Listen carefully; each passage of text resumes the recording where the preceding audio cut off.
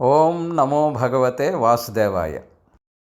శ్రీ మహావిష్ణువుకి విష్ణు సహస్రనామాలలో దుర్లభ, దుర్గమ, దుర్గ, దురావాస అనే 4 నామాలు ఉన్నాయి.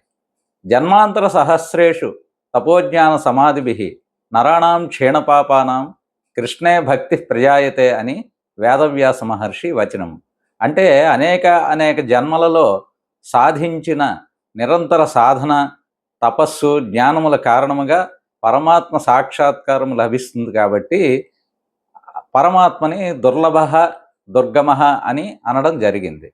అలాగే ఆ విధంగా సాక్షాత్కారం పొందిన భక్తులకు అతడు రక్షకుడు, పోషకుడు అయి ఉంటాడు. కాబట్టి అతడిని పెట్టని కోటగా ఉంటాడు. కాబట్టి అతడిని దుర్గా అని అనడం జరిగింది.